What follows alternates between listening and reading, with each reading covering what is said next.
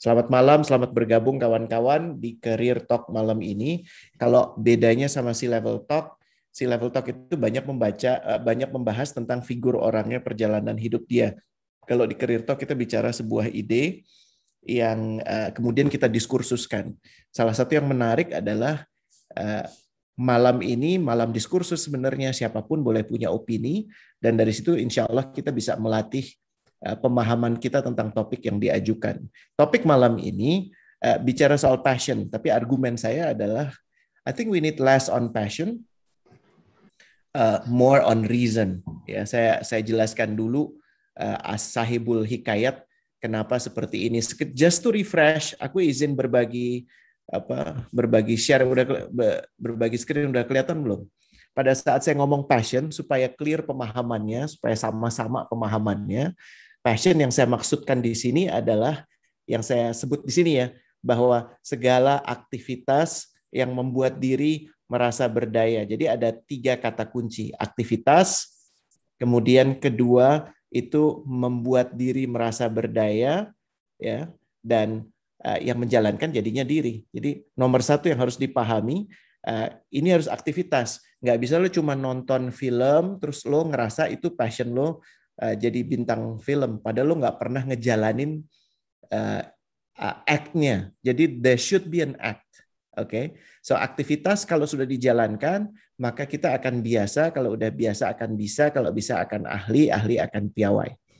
Ini understanding passion ya. Jadi kalau supaya sebelum beranjak lebih jauh, kita akan kita bisa berhenti dulu gitu. Dan yang dibutuhkan untuk mengalihkan dari satu aktivitas kemudian menjadi keahlian, menjadi kepiawaian, itu namanya willpower.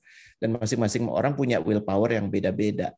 Ya, sehingga pada saat bicara soal passion yang saya maksudkan itu, passion sendiri berasal dari kata bahasa Latin passio, yang artinya penderitaan, tapi penderitaan yang membawa kenikmatan. Jadi orang yang melakukan itu dia dipersepsikan menderita, tapi sejatinya dia melakukan itu dengan penuh kenikmatan. Itu kurang lebihnya seperti itu. Makanya disebut the passion of Christ. Ini banyak dipakai oleh kawan-kawan kita yang Kristiani. Esensi asal kata passion itu berasal dari sana. Udah clear belum pemahaman soal passion? Ada pertanyaan nggak sampai di sini? Clear ya? Kita udah sempat bahas sebelumnya chapter mengenai passion. Reni bisa tolong posting link YouTube-nya di Career Talk 02 atau 03, gue lupa. Bisa ditaruh di kolom chat. Dan kawan-kawan yang belum, gue anjurkan untuk nonton itu, bukan karena itu bermanfaat informasinya, tapi supaya gue bisa memonetisasi YouTube Limitless. Ya, insya Allah kami mengejar program $10 kali ini. Ya, nanti Reni bisa masuk ke sana dan teman-teman bisa lihat di buku Your Job is Not Your Career, waktu itu membahas soal passion, dan akhirnya ada yang mengatakan kalau bicara soal passion tanya tuh sama Rene gitu, dan akhirnya semua orang menggunakan kata itu, maaf bahasanya ya teman-teman ya, tanpa bermaksud menyinggung siapapun, dengan serampangan. Rene, gue mas kayaknya gue nggak passionate di sini deh, gue nggak passion jadi karyawan, gue mendingan jadi startup founder gitu. Terus pada saat ditanya seperti itu, gue tanya, emang lu mau bikin startup apa? Nggak tahu. Nah, di situ gue mulai kaget. Jadi bahwa ternyata pemahaman kata passion itu dimaknai berbeda-beda oleh orang. Ada yang melihatnya sebagai hobi, ada yang melihatnya sebagai minat, ada yang melihatnya sebagai ambisi. Jadi heboh. Dan akhirnya banyak yang bicara, tapi sedikit yang memahami betul-betul esensi dari kata passion itu. Passion sebenarnya nggak masalah. Tapi kalau kemudian dijadikan sebagai segalanya, something is very wrong. Kenapa? Karena sejatinya kenapa butuh passion, Imron? Supaya dapat energi aja sih, kurang lebih itu. Kata dasarnya tuh antusias aja. Jadi lo nggak ngerjain segala sesuatu tuh atas dasar transaksi doang, atau atas dasar gue mau ngapain lagi ya, gitu. Tapi memang ini adalah pilihan lo. Dan tujuan dari pembahasan passion itu adalah supaya kita bisa punya energi yang terus terbarukan. Ingat ya tadi ya, kata kunci pertama apa? Kata kunci passion ada 3. Coba masih ingat nggak? Pertama, aktivitas. Ya, kedua apa? Diri. merasa. 3, berdaya. Kenapa diri? Bukan orang lain. Orang lain mungkin ngeliat lu biasa aja. Tapi lu sendiri merasa berdaya. Merasa berdaya itu artinya apa? Lu dimampukan, dibisakan, ditambahkan, disabarkan untuk melakukan itu. Nah, kenapa malam ini gue ngundang Imron? Karena menurut gue yang missing, terutama, maaf ya, kawan-kawan milenial, adalah pemahaman passion dijadikan sebagai satu-satunya chapter di dalam buku kehidupannya. Sehingga melupakan ada aspek-aspek lain. Dan terkait ini, gue minta Imron untuk bicara. Karena interaksi gue dengan Imron itu menarik. Imron is someone yang menurut gue selalu menggunakan reasoning yang sangat baik. Dia nggak pernah, kalau gue tuh menunjukkan gitu, antusiasme. Imron tuh bahkan kadang-kadang, ya itu tadi bahasanya, dispassionate. Jadi kadang-kadang kalau ngobrol sama dia suka nyebelin. Kenapa? Karena dia nggak akan dengan mudah melakukan sesuatu hanya karena orang di depannya itu passionate gitu. Gue akan ngomong menggebu-gebu, Imron cuman, oke. Dan dia mengajukan pertanyaan yang sangat valid sehingga membuat gue berpikir, jangan-jangan tadi itu pada saat gue menetapkan rencana, mempunyai keinginan, itu yang bicara bukan akal sehat gue, tapi cuman sekedar rasa gue. Dan itu berbahaya ya kawan-kawan ya. Saya kalau mau menggunakan ilustrasinya gini deh. Orang di dunia yang passionate banyak, dan ini celakanya. Dianggap semua orang sukses itu suksesnya karena passion. Padahal menurut gue passion adalah salah satu komponen dia. Dan celakanya kalau lu membaca cerita orang-orang sukses, dan pada saat mereka ngomong passion, karena kebetulan ini lagi naik daun kata itu, lu menganggap tidak ada lagi yang lebih penting selain itu. Paham ya? Padahal yang jauh lebih penting menurut gue adalah your reasoning skill. Dan reasoning skill itu harus dilatih. Reasoning skill itu harus dikelilingi oleh orang-orang yang juga reasonable. Dan terakhir itu akan membantu lo mempunyai direction. Ya, jadi obrolan malam ini kenapa Imron gue undang? Karena dia secara natural itu dispassionate. Ya, dan I'm not saying this in a bad way. I'm saying this in the best way. Kenapa? Karena kita butuh aspek itu di dalam diri kita masing-masing. Di samping juga gue beruntung ada orang-orang kayak gitu seperti Imron dalam kehidupan gue. Silakan bicara Imron. Lo Ya, sepakat nggak dengan itu tadi yang gue bilang tuh? Lo dispassionate. wah nggak tahu ya. Tapi yang jelas sih ya, sama anak gue aja suka dikomplain sih, sama anak istri. Komplainnya tuh simple aja, kayak naik roller coaster mereka expect gue harus teriak-teriak gitu. Lo enggak? Ya nggak tahu kenapa mesti teriak, kan bingung juga ya. Ya jadi satu waktu gue sempat sedih banget. Jadi sebenarnya gini, kalau buat gue ini kekurangan gitu, karena kan gue struggling all my life untuk berusaha lebih apa ya, yang mungkin bahasa apa, saya nggak tahu benar apa enggak, tapi menunjukkan ini kali, menunjukkan apa ya, passion kali, Emosi. atau emosi atau apapun lah namanya, apa, dalam bentuk yang lebih normal gitu kali ya, gitu. Karena gue sedih waktu itu sampai anak gue nanya ke si Ira, si ayah sebenarnya happy nggak sih di sini gitu. Padahal gue senang-senang aja orang nganterin anak gitu. Cuman ya gimana. Gitu. Terus? Jadi menarik sih kalau sekali ini mau ngebahasnya dari situ, karena menurut gue itu justru sesuatu yang gue harus belajar seumur hidup gue, karena gue ngerasa mungkin harusnya nggak gini kali gitu. Sementara di baliknya Ron, justru menurut gue lo adalah penyeimbang yang tepat buat sebagian besar dari kami, kita yang relatif emosional dan impulsif jadinya gitu dalam mengambil keputusan gitu. Boleh nggak Imron cerita lebih jauh gitu? Uh, uh, ini gue tanya dulu sih. Menurut lo reasonable nggak? Nah ini Ini gue kasih. reasonable itu kan lebih dekat ke common sense ya. Iya. Bener kan? Betul. Nah gue enggak. Gue Mm-mm. harus belajar common sense itu. Kalau yang dimaksud reasonable itu logis, Logis. iya, Yes. iya, gitu. Karena dalam dalam apa kalau kill sehari-hari pada saat orang ngomong reasonable itu lebih kepada common sense. Maksud gue logis mungkin, intelek ya. Jadi, ini gue kasih contoh ya. Eh, kita mau bikin pertanian di kota. Ini obrolan gue sama Imron belum lama ini. Terus Imron bilang, susah. Udah ngomongnya satu kata itu aja. Terus gue bilang, kenapa? Kan orang-orang itu butuh untuk mendapatkan pemasukan tambahan. Terus dengan dinginnya dia bilang gini, karena lo nggak bisa pertanian itu berkompetisi dengan anak-anak yang bawa ecerek-ecerek dan anak-anak itu bawanya tiap hari dengan minta-minta 400.000. Sementara pertanian nggak akan memberikan itu. Paham nggak? Di situ aja gue udah bahasanya diskak sama Imron gitu bahwa passion gue untuk ngebantu orang itu nggak reasonable. Kenapa? Karena gue belum ngelihat datanya lebih dalam dan Imron kebetulan tahu dan dia nggak pernah merasa perlu untuk oh ini ide bagus. Enggak, dia bilang that would not work gitu. Dan itu disampaikan secara terbuka. Maksud gue gitu sih Ron, mungkin intelek lebih tepat. Oh, oke. Ya mungkin Logis. logis kali. Mm-mm. Karena kan apa namanya, that's the only thing that I know gitu kan. Cuman ya itu terkadang sesuatu yang logis itu tidak selalu dianggap orang reasonable gitu. Kayak kenapa ya Hmm, Ron ya menurut lo? Boleh cerita nggak instances itu?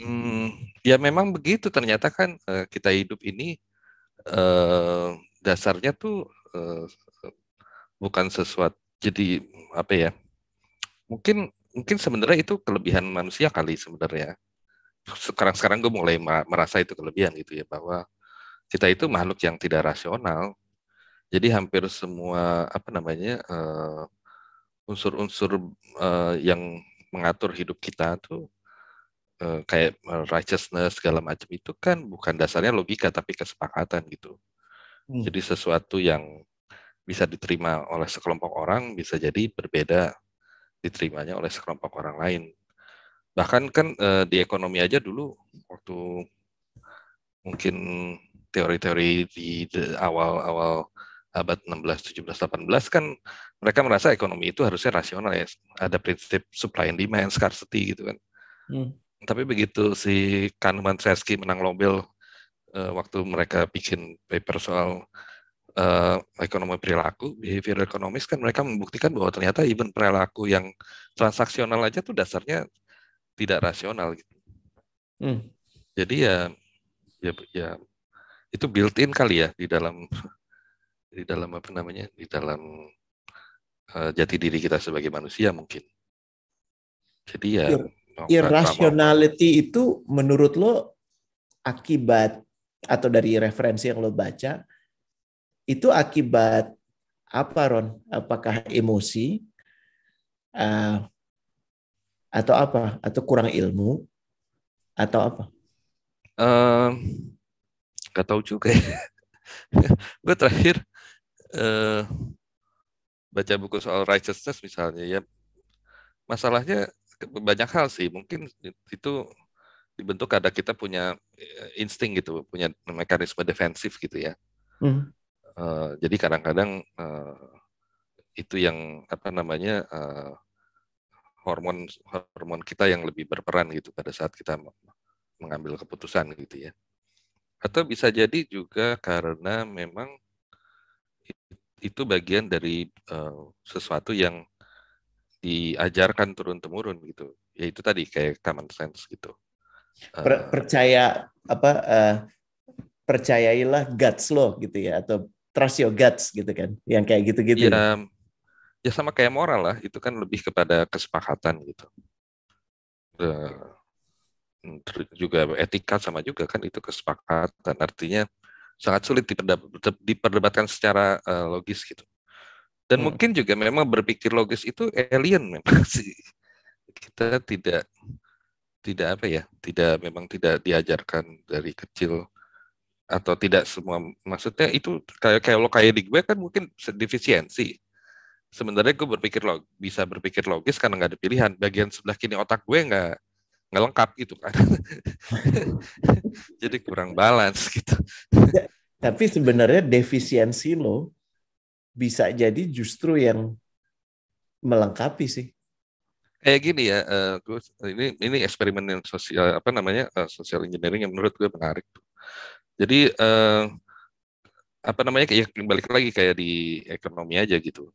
Jadi ada sebuah riset sosial itu simpel banget riset sosialnya sih. Jadi kalau gue punya 100.000 gitu nih, dan Mm-mm. lo tahu gue punya 100.000, nah gue bisa nawarin lo, gue bagi lo 5.000 gitu, atau 4.000 atau 2.000 atau 1.000, dan Ya. lo boleh menolak Mm-mm. gitu kan. Sekarang lo tahu kan gue punya 10.000, gue dikasih 10.000 dan gue mau bagi ini ke lo gitu. Mm-mm. Pertanyaannya simpel, kalau lo gue bagi 6.000, lo akan terima nggak?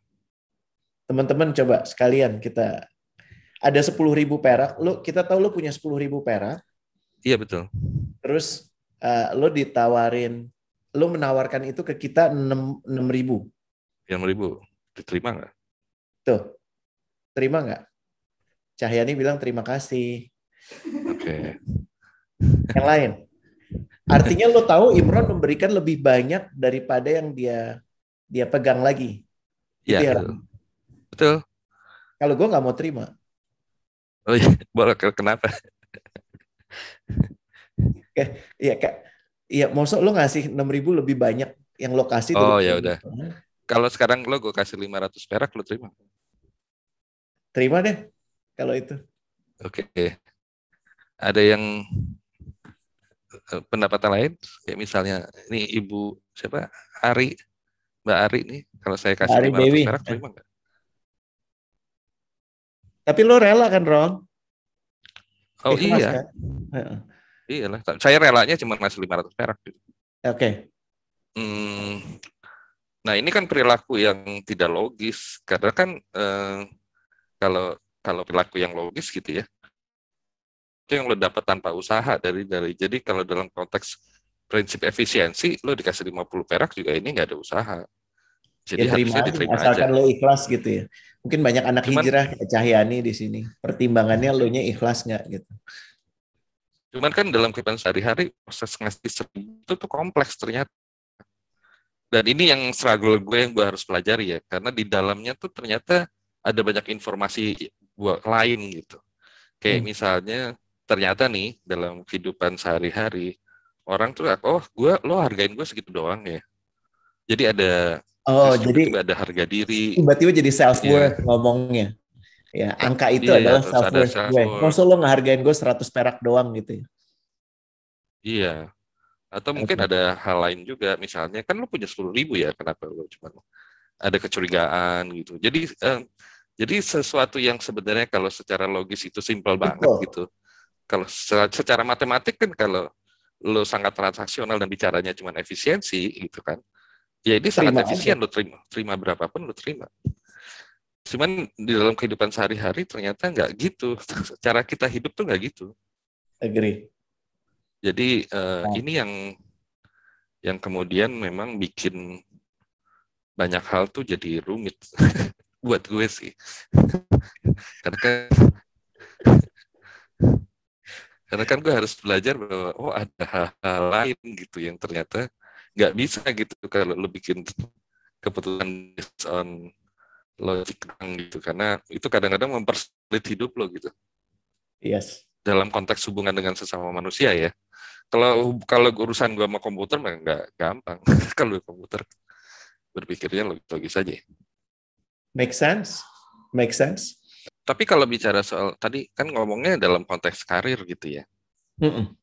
Hmm, ya, mungkin kalau gue ngelihat diri gue sendiri sih, gue nggak tahu apakah itu passion atau bukan, tapi apa ya, yang bikin gue bisa melakukan banyak hal tuh kadang-kadang hal yang sangat sederhana sih. Eh, apa ya? Seringkali cuman karena curious gitu. Mm-mm. Gitu. Walaupun seringkali juga karena mau nggak mau harus dilakukan untuk dalam konteks bertahan hidup gitu ya. Jadi jadi menurut gue sih kalau menurut gue kadang-kadang karir itu nggak selalu kita punya choice, cuman karena kadang-kadang kita bisa aja dalam situasi di mana kita harus kompromi gitu ya. Ya lu mesti Jadi belajar aja, maksudnya belajar bagaimana caranya gitu. lo tuh kayak berangkat dari kutub yang berbeda sama sekali ya. Katakanlah yang satu kutub emosi, yang satu kutub logis gitu. Lu tuh benar-benar berangkat kayak ekuator dari kutub logis. Sementara banyak orang dari observasi gue berangkatnya justru dari kutub rasa gitu. Ya mungkin karena kan itu sesuatu yang natural gitu kan. Ya, Mereka langsung paham gitu. dan tiap orang punya predisposisi yang beda-beda dan emang lo lebih dominannya ke situ mungkin ya.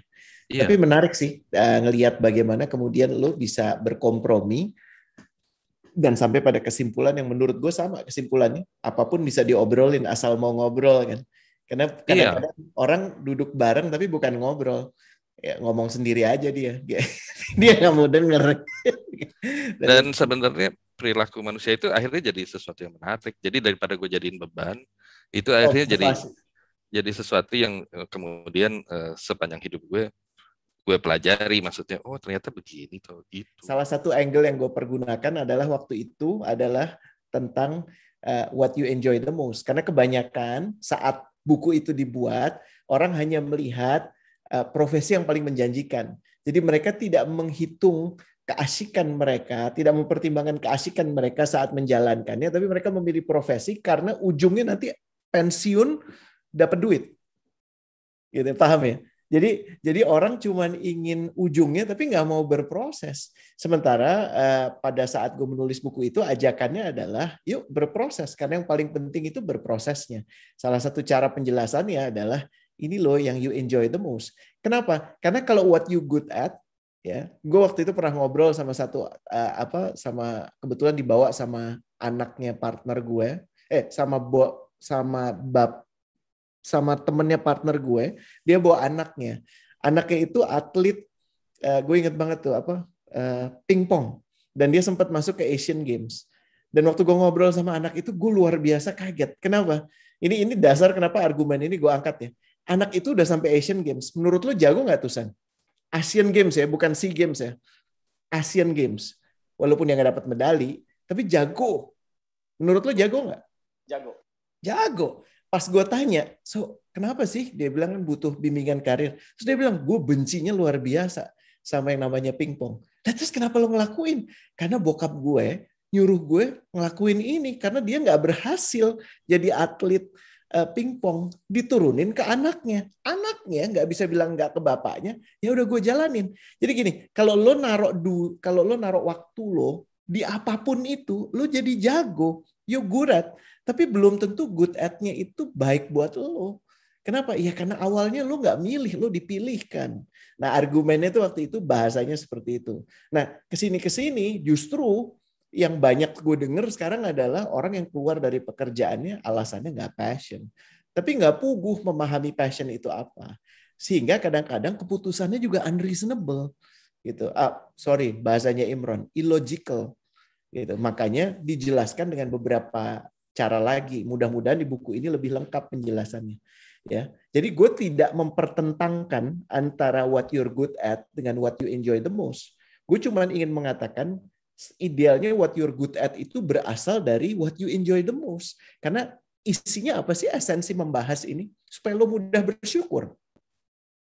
Supaya lo bisa bersabar. Dua itu aja. Ya. Kalau lo mengerjakan sesuatu karena lo seneng, asik, lo ngerti banget kenapa lo ngelakuin ini, directionnya benar, dan lo bersyukur. Gue ngejar dalam hidup gue, semua yang gue kerjain itu mungkin ngejarnya bukan, gue nggak tahu labelnya atau passion atau apa ya. Tapi intinya sebenarnya gini sih, gue berusaha itu tadi kompromi tadi. Gue nggak mau ngerjain pekerjaan di mana gue 100% itu gue nggak bisa jadi diri gue sendiri gitu. Exactly. Sebenarnya mungkin itu sih, karena itu terus menyiksa banget kan. Betul. Dan itu gue alamin waktu gue sekolah gitu. Makanya terus gue bikin sekolah karena gue sekolah 6 tahun SD. 12 tahun itu tuh beneran siksaan buat gue soalnya si sekolah itu.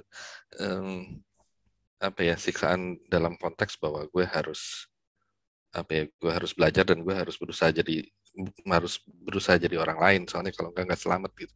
Kan itu Kalau dalam ngikutin mold-nya yang udah dibuat kan. Jadi kalau lo nggak sesuai dengan mold itu, something is wrong with you kan, sekolah-sekolah kita rata-rata kayak begitu Oh kan. iya, dan waktu SD itu parah banget. Jadi kerjaan gue tuh digebukin tiap hari.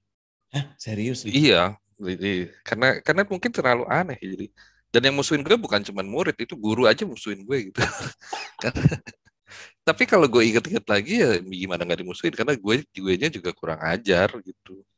Dalam konteks sekarang gue akhirnya tahu, oh iya waktu itu perilaku gue juga kurang ajar dalam konteks sekolah zaman itu ya Terus, gitu.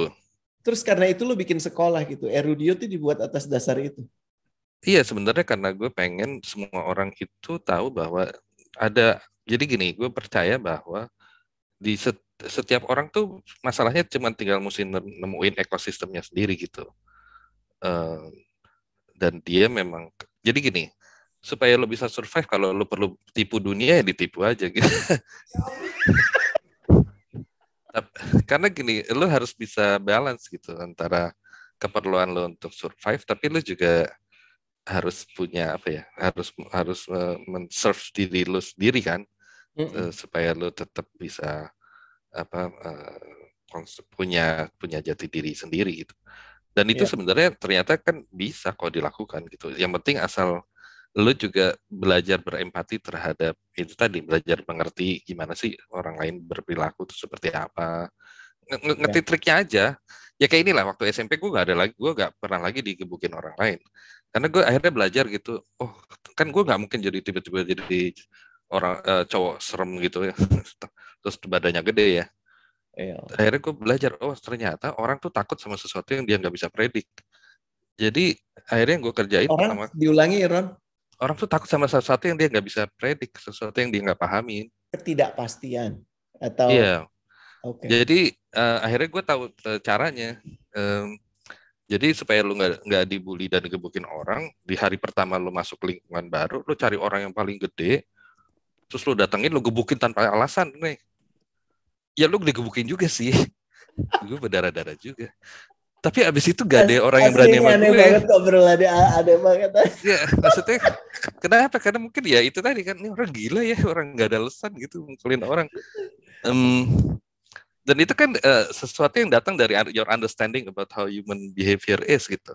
Nah Ya. itu cara kompromi lo gitu. Jadi akhirnya lo bisa nemuin, oh ya udah berarti caranya karena gue nggak mungkin tiba-tiba badan gue gede terus tampang gue serem, ya mesti begitu. Dan dalam hidup ternyata yang ya itu kuncinya adalah lo mesti bisa kompromi tadi sehingga Ya.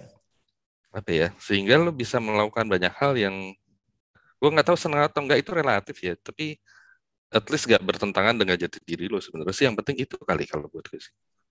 Oke. Eh, Jadi passion dan reason dibutuhkan untuk merawat antusiasme ya. ya pastinya kan reason itu ada dalam konteks itu tadi ya, kita mesti berhitung.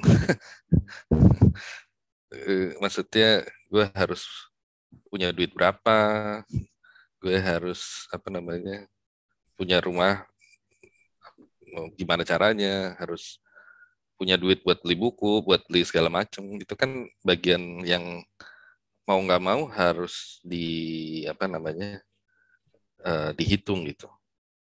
Hmm, tapi yang penting juga adalah sebenarnya pada lo harus punya alasan sih lo ngerjain ini buat apa ya gitu. Mungkin itu gue nggak tahu itu passion atau bukan, tapi alasan untuk lo melakukan sesuatu itu mungkin buat gue pribadi itu penting karena kan itu komprominya gue kan ya, jadi gue harus tahu nih gue ngerjain ini kenapa ya gitu. Hmm. Eh, dan itu tuh terhadap apapun yang lo kerjain, lo harus berusaha untuk apa ya, untuk total sih. Eh, karena kalau buat gue senengnya kan di situ ya, jadi nggak ada hal yang tidak serius, maksudnya lo harus mengerjakan sesuatu itu benar-benar apa, benar-benar total gitu. Hmm. Eh, mungkin itu ya. Eh, Kayak iya. banget. Ya kayak kayak apa ya? Gue seneng nonton film. Dulu tuh gue nggak ngerti kalau ada orang bilang seneng nonton film waktu itu ya. Tapi jarang nonton gitu. kalau gue zaman dulu tuh waktu masih bujangan tuh ya, gue maksain sampai punya kuota, jadi gue harus nonton 600 film setahun. Lu bayangin nggak kalau kira-kira udah bulan Desember, September, Oktober gitu kan, terus tiba-tiba kuota gue kurang gitu, gue bisa nonton film tuh sehari apa, Kenapa, Sabtu Ron? Sabtu Minggu 18 biji gitu. Kenapa? Ya karena gue seneng aja, maksudnya, dan gue pengen tahu gitu, kenapa si orang-orang yang bikin film ini gimana, apa yang cara cara berpikirnya seperti apa ya, dan kayak apa ya, kenapa Ah, dia bikin film. Tapi gue nonton semua, gue nggak punya preferensi terhadap itu. Jadi, dan buat gue itu juga jadi bahan eksperimen sosial juga sih. Kayak dulu waktu kalau ke toko lo Laserdisc, mengeksperimenkan diri lo sendiri gitu jadi. iya kayak gue gue dulu suka kalau misalnya ke toko Laserdisc itu, terus tiba-tiba gue nyewa itu tuh Gairah Malam satu Laserdisc itu dua lo tahu tiga ya Imron usianya berapa ya? Terus Gede habis banget itu itu ya. gue nonton Gairah Malam 123 sama Gadis Metropolis 45 gitu misalnya. Itu gue senang banget tuh lihat tampang orang lain, ibu-ibu di samping gue yang terus melihat muka gue dengan tampang sinis gitu. Ih, tapi kan dari situ gue belajar bahwa ya karena gini, lu mau mau Ilham abis ini cari ya lu Gairah mau Malam 123. lu Itu mau 3 film yang Kalimat berbeda Kelina ya. ya. lu terus mau bilang film Indonesia jelek, tapi film-film yang lu bilang jelek itu lu nggak pernah nonton gitu kan aneh. Jadi ya lu harus nonton semua gitu. Sama di musik juga begitu. Semua kan gue juga tempat sampah. Jadi apa ya, terhadap apapun yang lu pikir lu seneng ya lu ngerjainnya tuh harus total gitu. Kayak gue punya CD hampir ada berapa ya, 7.000 kali. Dan gue punya semua. Gue punya kaset Nasi Daria tuh 4 generasi kali. Jadi gue bisa nyebutin tuh versi Nasi Daria itu perdamaian itu yang generasi pertamanya Oh ya, pimpinannya yang namanya ini. Mudrika. Iya, Perdamaian, ya, dinyanyiin Gigi. Iya. perdamaian, perdamaian, perdamaian yang gitu ya. Itu salah satu grup yang paling lumayan sustainable loh, sampai generasi kelima loh diturunin. Oke, ini gue nggak merasa ini bermanfaat ya, baru disampaikan oleh Imron ya. Tapi kalau lo merasa ini lucu, alhamdulillah. Makanya lo lihat kan, ajaibnya si Imron ini ya. Ya Allah, oke. Eh, ada lagi Ron? Ya, tapi gini, maksudnya gue gak pernah merasa apapun yang gue kerjain dalam hidup gue itu mubazir gitu. Karena pada akhirnya semua itu ujung-ujungnya kan enhance your understanding about yourself gitu, sama dunia di sekeliling lo gitu ya. Jadi karena gini, menurut gue kalau lo hidup cuma buat nyari uang, which is penting gitu, lo akan menyanyiakan hidup lo gitu kan. Karena kan hidup ini sangat menarik gitu, maksudnya menarik kan itu relatif ya. Gue nggak suka pemandangan, gue nggak suka travel gitu. Kalau nggak paksa, gitu. Jadi Kira karena gue, suka sebentar ya. iya sementara sih suka.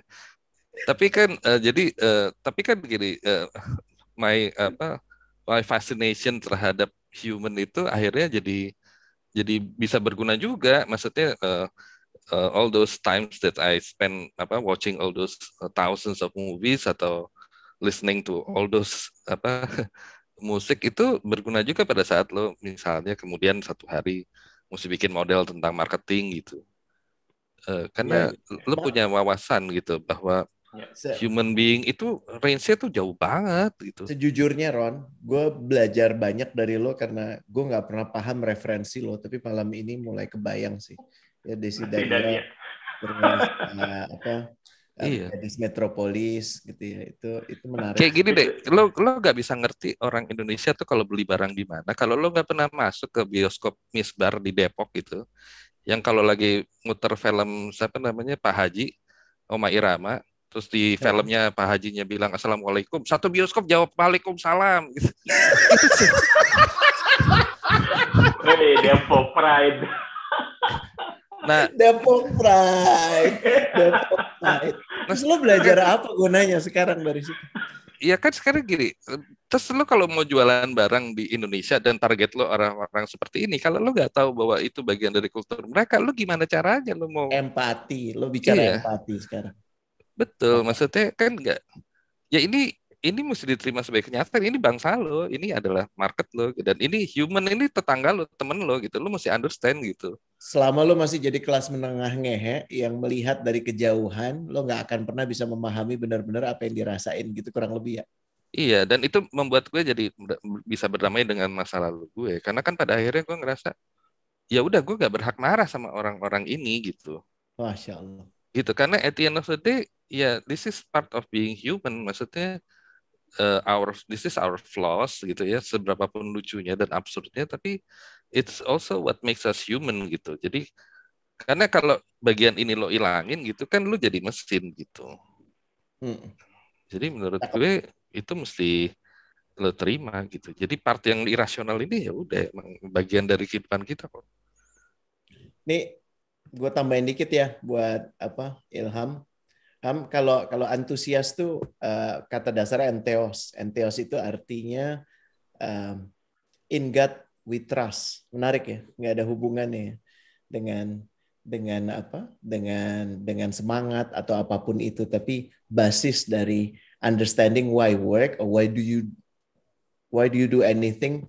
Ini upaya gue coba dari observasi sih. Kalau lo lihat yang paling basic tuh mindless aja, nggak bisa menjelaskan. Terus ada yang mengatakan I just wanna be happy gitu ya. Terus ada yang mengatakan gue supaya orang tua gue terima gue nih kayak si anak apa pingpong itu ada di sini. Dia butuh acceptance, acknowledgement dari orang tuanya. Gitu. Terus ada lagi yang prestige. Ya prestige tuh lebih ke gila. Gue kerja di Gojek tuh prestige gitu ya. Gue bawa tas mahal tuh prestige. Gue nunjukin lo semua lagi PPKM, gue liburan tuh prestige. Ya. Terus ada yang money, ada yang excellence, impact, the truth gitu. Nah semakin ke atas semakin sulit sih. Ya. Dan memang ini yang guna untuk ini manfaatnya kenapa kita butuh direction.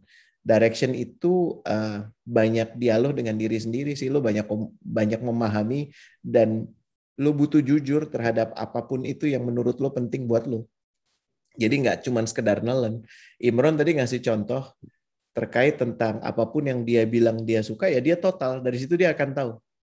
Gitu. Dari situ dia akan melihat, why am I doing this? Is it worth it or not? Gitu. Apakah dia 600 film itu worth it atau enggak? Ntar kita bisa tanya lagi ke dia. Tapi passion tuh it's just for energy, titik. Gitu. Sementara yang lebih kritikal dari situ adalah your reasoning skills dalam lo menetapkan langkah-langkah ke depan. Kurang lebih itu sih ya. Ini aku quotes dibilang kalau kita even gak passion sama sesuatu tapi kita spend so much time in it, lama-lama kita jadi jago juga whether kita passion or not gitu kan. Terus yang pertanyaan aku adalah kalau ternyata si atlet pingpong ini gak happy tapi dia tetap jago, is it worth it? For him it wasn't worth it. For him at that time kelanjutan dari ceritanya adalah dia banting setir. Ya, dia jadi konsultan gitu, tapi dia merasa satu-satunya happiness dari dia menekuni pingpong adalah dia membahagiakan orang tuanya, dan nomor dua dia belajar disiplin gitu kan. Message yang bisa gue sampaikan ke dia adalah nggak ada kesalahan dalam lo menjalani kehidupan di dunia ini, cuman masalahnya lo mau mensyukurinya atau enggak gitu. Dan rata-rata kalau kita when we're young kita ngerasa we have wasted so much time. Kalau gitu yang kemarin tuh buat apa dong gitu. Nah itunya yang harus ditemper. Karena yang lebih berbahaya itu bukan dia tidak menikmati yang dia lakukan, tapi dia kerap menyesali apa yang sudah terjadi. Dan kalau itu yang terjadi, ulirnya akan terus ke bawah gitu. Remember ya, dan dia akan terus menyalahkan orang tuanya. Betul ya? Dan ini kasus dia, banyak lagi kasus orang yang disalahkan semuanya kecuali dia gitu. Remember, gravitasi itu ini kayaknya ajaran dari sang pencipta ya. Kita jatuh tuh gampang ya. Tapi kita naik ke atas tuh harus pakai effort gitu. Jadi nyalain orang itu mudah. Anything that is easy, clue-nya menurut gue bisa jadi nggak tepat buat lo. Gitu. Jadi kalau lo ngerasa nyalain orang tuh gampang, simply because maybe it's not the right thing to do. Tapi kalau lo mau self-reflection, ngelihat ke diri sendiri itu lebih susah. Gitu. Makanya sulit. Itu pelajarannya sih. I don't know how he is right now. Ya, tapi ceritanya waktu itu seperti itu sih. Ya, Fardan. Iya, thanks coach. Lalu satu lagi coach, kalau misalkan kalau kita ketemu orang-orang yang ya alhamdulillah misalkan dia menjalankan pekerjaan sesuai passionnya, ya beruntung lah ya alhamdulillah. Tapi kalau kita ketemu orang yang ternyata dia yang tadi dibilang sama Mas Imran harus survival mode, dia harus menjalankan sesuatu yang sebenarnya nggak passion, tapi karena survival mode, he just has to do it gitu. Nah, ada tips and trick nggak sih sebenarnya coach kita ngejalanin suatu karir di mana sebenarnya kita nggak passion, tapi kita tetap harus ngelakuin. Apakah dengan bersyukur saja cukup?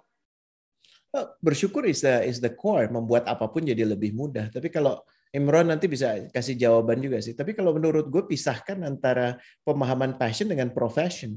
Ya, kadang-kadang kita suka mencampurkan itu, jadi kita merasa bahwa yang namanya passion itu ada jalur tertentu. Bukan, passion itu adalah pada saat lo melakukan aktivitas apapun, di situ lo merasa berdaya. Dengan lo merasa berdaya, lo akan dimudahkan untuk menjalani hari-hari lo. Tapi pada saat kemudian lo nggak menikmati itu, tapi lo punya pemahaman kenapa harus melakukan itu, rasa sabar lo, rasa syukur lo jadi lebih tinggi. Gitu. Jadi at this stage menurut gue obrolan tentang passion kalau lo udah jalankan ya udah leave it as that gitu. Jangan terlalu terbebani oleh apa yang dianggap lo ini bukan passion dalam profession, bukan. Karena bahkan dalam profesi apapun pada saat lo lebih bersyukur you become passionate. Gitu. Esensinya itu sih. Iya. Jadi bukan di kesalahan dalam memilih tapi mensyukuri apa yang sudah dipilih. Thank you, Coach. Pleasure. Oke. Imran, mau ada tambahan? Ya, kalau gue sih kayak tadi gue bilang ya, maksudnya pada saat lo berada dalam situasi yang tidak ideal gitu, nah coba pikirin ada cara untuk kompromi nggak ya gitu. Karena dalam hidup pasti ada sih selalu gitu. Kecuali kalau udah mentok banget ya udah berarti itu sesuatu yang lo harus hindarin gitu. Contoh kompromi itu gimana ya? Kayak itu tadi gue nggak suka sekolah dan gue tuh nggak suka nyatet. Gitu ya, gak suka bikin PR juga. Dan ternyata dulu waktu gue selama sekolah itu semua guru yang jadi setiap kali gue naik kelas itu semua guru gue datengin duluan dan gue ajak ngomong, gue bilang, Bu saya nggak suka nyatet sama saya nggak suka bikin PR, Ibu terserah deh suruh saya yang lain gitu. Dan itu surprising ini hampir 90% guru gue berarti kan itu bisa dinego kok.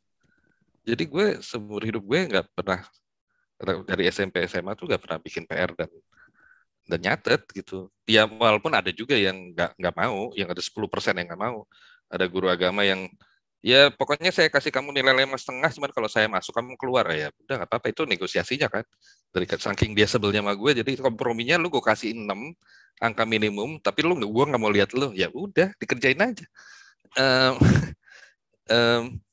Kayak misalnya ya itu saking gue kepengen tahunya karena gue nggak bisa komunikasi, akhirnya tahu nggak yang gue kerjain pertama kali gue keluar, gue pernah juga dalam situasi di mana gue harus keluar gitu karena gue nggak bisa kompromi, yaitu karena kecelakaan sejarah nih waktu gue umur 20-an gitu. Sejarah.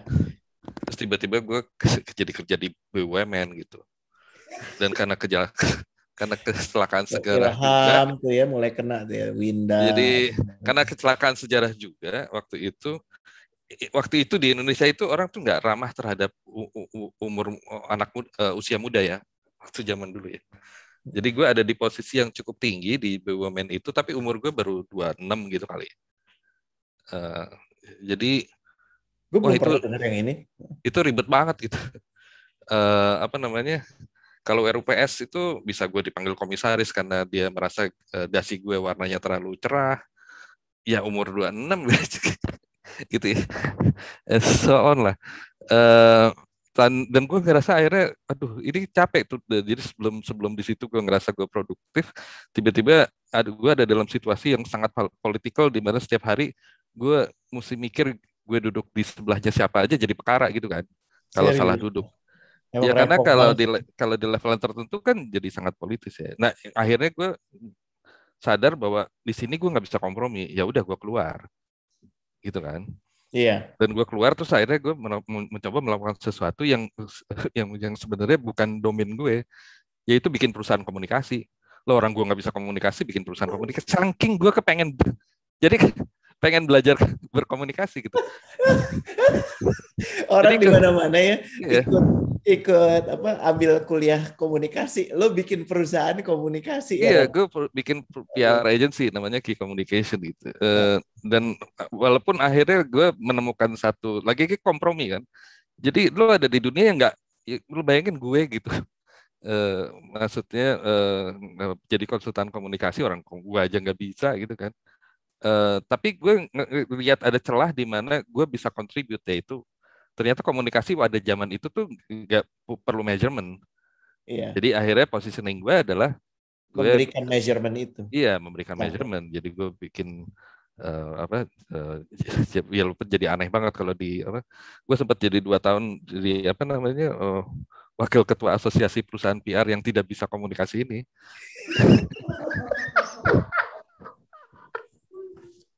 udah, aduh, Jadi Pano. ngerti gak sih? Tapi kan akhirnya lu dalam situasi apapun lu selalu bisa nyari celah di mana lu bisa jadi diri lo sendiri kok. Even di sesuatu yang alien banget sama lo. Jadi yang penting sebenarnya asal apa ya asal asal lo niat gitu dan lo nggak lo berusaha keras berpikir gimana caranya gue tetap bisa ngerjain ini tapi gue nggak jauh dari jati diri gue itu pasti ada jalannya sih. Kegiatan-kegiatan lain gitu yang mungkin bisa menginspirasi gitu Kak Imron. Apa sih yang Kak Imron lakukan? Gitu Coach Rene, pertanyaannya. Kasih. Apa ya? Ya kalau lo udah capek kan kompromi itu pasti capek ya.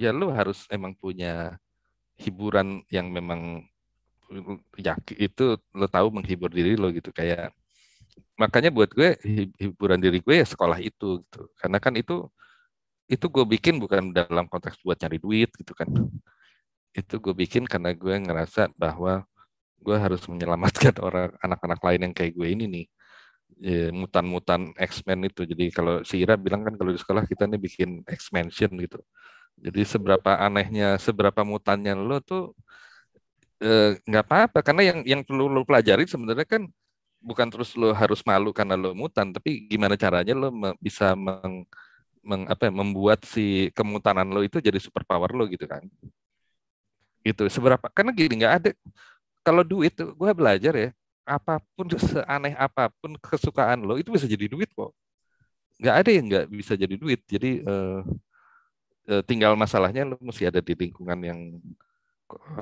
benar aja gitu jadi Yang itu benar tuh gimana Ron? ya lu mesti ketemu orang yang sama kayak lu kan nyari orang yang like minded people gitu terus ada di sebuah ekosistem di mana perilaku lu bisa dimaklumin makanya kalau di sekolah gue kan nggak ada bullying orang semua aneh gitu anak-anaknya gitu sebenarnya bukan karena apa-apa ya, gimana siapa yang mau ngebully siapa orang semuanya aneh gitu kan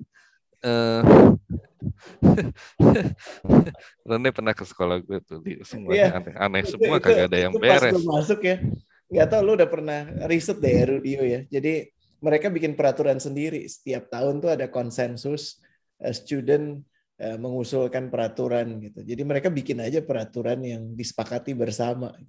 Ajaib sih. Dan apa? Lu di mana sih sekarang kan udah pindah ya Iya, pindah di Gunung Sindur. Tapi sebenarnya sih apapun juga ya, kalau dalam hal ini, kalau sekarang kan sekolah gue itu pelarian gue, jadi kalau gue udah mulai muak sama kerjaan korporat, ya di situ. Tapi sebenarnya bisa apa aja sih, bisa as simple as baca buku, denger lagu, apapun yang bikin lo jadi ngerasa lo growing as a human being sih. Iya makanya kalau balik ke being reasonable lagi ya. Lo mesti punya strategi ngumpulin duit itu penting sih. Strategi ngumpulin duit. Iya, bukan terus jadi punya passive income atau segala macam, tapi at least gini lah, lo punya degree of freedom untuk bisa punya pilihan gitu. Agree. Sebenarnya itu aja sih, karena gini, kan sebenarnya apa sih yang bikin orang tuh merasa miskin apa ya? Bukan nggak punya duit, kalau lo bergaul sama orang-orang miskin gitu ya. Yang paling menyedihkan dari orang miskin itu kan mereka ngerasa nggak punya pilihan, nggak punya hope gitu. Kayak anak jalanan itu walaupun duit jajannya lebih banyak dari lo, tapi mereka ngelihat kalau mata lo aja belum tentu Gak berani bisa. gitu. Ya human dignity jadi ya. Iya, karena kan gitu ya. Jadi dan semua penjajahan segala macam juga yang bikin paling gak enak itu kan mereka membuat orang yang dijajah nggak punya pilihan. Jadi sebenarnya lo harus bisa This is pinter-pinter powerful. mendesain hidup lo gitu, merencanakan karir lo apapun itu gitu ya, sehingga lo punya dari sisi, jadi bukan soal kaya atau enggak sih, tapi kondisi keuangan lo tuh memungkinkan lo punya pilihan gitu. Kalau Nietzsche itu bilang orang yang tidak punya kendali 2/3 dari waktu sejak mereka bangun itu adalah budak gitu, budak dari orang lain. Dan menarik sih dari yang lo bilang. Jadi bukan kemudian artinya lo nggak perlu kerja, tapi apakah pada saat kerja itu lo ngerasa jadi slave atau memang ini pilihan lo gitu. Menarik sih. Semuanya ada di mind ya, ternyata di mindset ya ternyata. Ya, malah, setelah gue pikir lagi, jangan-jangan sebenarnya alasan gue melakukan banyak hal itu juga gue nggak tahu, bukan passion, bukan, tapi kan sebenarnya gini, karena jadi gue merubah marahnya gue terhadap manusia lain itu menjadi obsesi gue gitu. Mungkin sebenarnya obsesi untuk memahami mereka maksudnya. Mungkin lebih tepat empati kali ya. Berusaha membangun empati gitu. Jadi sebenarnya dasar gue melakukan banyak hal itu boleh dibilang karena marah gitu. Atau you're trying to understand mungkin ya. Kenapa lo marah? Iya. Jadi fuel gue tuh marah sebenarnya. Cuman marah itu kan harus jadi, bukan marah jadi terus jadi kesana kemari gitu. Kalau gue jadi Hitler dong lo. Iya. Lo terlalu lucu soalnya. Tapi gak cocok jadi Hitler. Tapi marah itulah yang jadi bensin gue untuk kemudian selalu berpikir, jadi harus diapain lagi ya, kayak marah itu ya kemudian jadi sekolah, marah itu yang kemudian jadi baca buku dan sebagainya. Jadi kadang-kadang penting holy juga anger sih untuk tahu lo marah lo tuh ada di mana gitu. Istilahnya holy discontent ya, atau gatel lo tuh di mana gitu, dan iya, yang benar-benar relevan lo ingin perjuangkan tuh yang mana. Sebenarnya punya reason itu bukan berarti kita udah tahu semua dari depan gitu kan. Kalau di teori apa namanya metodologi juga ada yang namanya trial and error, dan itu sah-sah aja dilakukan gitu. Jadi seringkali daripada nggak melakukan apa-apa itu ya, yang lebih parah sih. Jadi nggak apa-apa dilakukan aja kan, dari situ bisa kelihatan. Maksudnya apa ya, ya nggak bisa dihindarin kan, bahwa kadang-kadang kita lebih banyak belajar juga dari kegagalan-kegagalan, dari keputusan-keputusan yang salah dalam hidup gitu. Jadi buat saya lebih penting, lebih sering bikin keputusan daripada nggak ngapa-ngapain. Jadi karena dari situ kita kemudian jadi lebih tahu kita sebenarnya apa sih yang membuat kita kemudian jadi punya energi gitu. Ya dicobain aja semua. Aku pikir sih itu sih.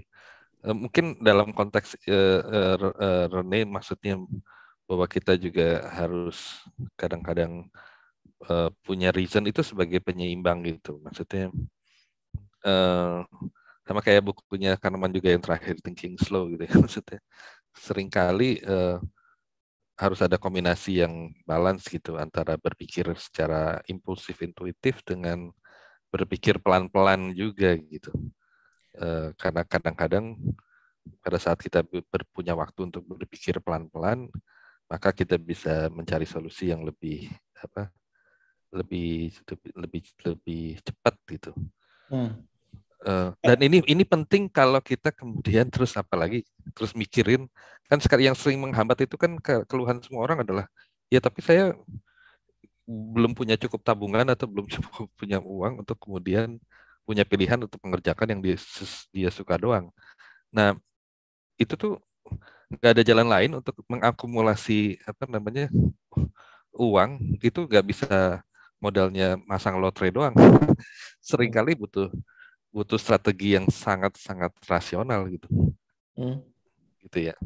Dan iya. Rasionalitas tuh menurut saya jadi underrated sekarang ya. Dan Arisandi, aku harus berhati-hati dalam mengatakan just do it itu bukan dalam konsep sembrono jadinya. Ya, just do it itu ya tadi kau udah bilang kan, ingin mencoba sesuatu sebagai pembelajar, ya itu reasonnya. Jangan melakukan sesuatu mindlessly. Gitu. Kenapa? Why do you want to do it? Because I want to do it. I don't think of anything else. Gue mau ngapain lagi, ya udah, gue lakuin aja, terserah. Nah itu yang menurut saya berbahaya sih. Ya, jadi jangan mindless, dan dalam bertindak pahami dulu gitu, jangan reaktif, lihat kondisinya seperti apa. Kalau dari situ langkahnya adalah trial and error, it's fine. Paling nggak kau mencoba. Ya, semoga menjawab. Zaman sekarang ini tuh karena teknologi juga tuh bikin kita tuh bukan jadi tambah wawasannya tambah luas, tapi tambah cepat. Itu salahnya namanya recommendation engine. Karena di sosial akhirnya media kita lihat itu aja ya. Iya, jadi akhirnya kita di-feeding sesuatu yang kita cuman yang sesuatu, jadi kita nggak memperkaya lingkungan gitu. Makanya saya taruh gambar. Ini sebenarnya kan bukan gambar, ini gambar yang pertama kali di foto oleh Apollo pada saat dia di bulan gitu. Tapi yang penting bukan gambar bulannya sih, gambar buminya gitu. Betul. Karena pada saat itulah pertama kalinya orang bisa melihat bumi dari sudut pandang yang berbeda gitu. Betul. Jadi dalam hidup itu, dalam konteks tadi mengakali hidup itu penting banget kita tuh open minded, bukan berarti terus sekedar menerima ya, tapi berusaha melihat segala sesuatu dalam hidup itu dari sudut pandang yang benar-benar berbeda sih. Karena sering kali jawabannya tuh ada di situ pada saat kita terus kemudian berusaha tenang, terus berpikir tenang juga, dan berusaha melihat sesuatu dari sudut pandang yang berbeda. Seringkali sesuatu yang tadinya gak jelas gitu, jadi tiba-tiba jelas gitu. Gitu. Wow. Bijak juga loh ya Ron tadi, Masya Allah. Dahsyat. Kan bukan bijak sih, itu karena kepepet. Oke. Kalau nggak hidup. Ya lo lihat lah ya dalam rangka kepepet aja kayak begini. So teman-teman, tadi gue baru posting link ke sekolahnya Imron. Kalau ada yang tertarik mau kolaborasi, interaksi, bisa colek langsung. Imron bisa dicolek di mana, Ron? Di mana? Oh ya, saya nggak punya sosial media jadi bingung juga ya. Colek di colek di LinkedIn bisa, satu-satu yang saya punya karena terpaksa. Lo ini ya, nanti posting LinkedIn-nya di sini. Jadi kalau ada ide, ada pemikiran, silahkan. He is someone yang siap-siap kalau ngobrol sama Imron, dia akan mengatakan A ya A, B ya B. Masih ada residu dari Imron yang dulu, ya. What need to be said, itu langsung disampaikan sama dia. Imron, makasih banget buat obrolan malam ini, ya, kalem. Tapi menurut gue ada beberapa momen tadi yang nohok banget, ya. Specifically buat gue soal, ya itu jangan asumsi. Ya kalau lo mau mengatakan lo tahu sesuatu, pastikan memang lo berangkat dari understanding, lo pernah melalui itu, pernah mengalami itu. Termasuk di dalamnya adalah nonton Gadis Metropolis atau pergi ke Depok Pride bioskop di sana gitu. Dan buat kawan-kawan yang sudah bergabung, terima kasih. Ini diskursus ini akan terus kita langsungkan dengan saya ataupun dengan orang-orang lain yang pada intinya memberikan konteks lebih baik tentang kenapa kita ada di sini. Jadi jangan sampai pembahasan passion membuat kita merasa jadi yang penting cuma passion. Itu aja sebenarnya PR-nya yang saya ingin sampaikan. Jangan pernah merasa seperti itu, dan jangan pernah menggunakan passion sebagai alasan untuk nggak bergiat, untuk nggak berkiprah, gitu. Dan besok hari Jumat ini hari yang baik untuk saling mendoakan. Kita kirim doa buat Imron agar usianya diberikan usia yang panjang, usia yang barokah, usia yang penuh karomah, agar lebih sering berbagi buat kita juga. Ya, terima kasih yang sudah menyimak. Mohon maaf salah kata, salah perbuatan. Sampai jumpa pekan depan. Kan bakal ada C-Level Talk. Gue tadi baru ngobrol sama teman juga, namanya Dima. Ya, Dima itu CEO-nya Hijrah, CEO-nya Alami. Insya Allah kita akan ajakin ngobrol soal the need to struggle. Ya, insya Allah pekan depan gabung lagi, kita ngobrol lagi. Terima kasih. Wassalamualaikum warahmatullahi wabarakatuh.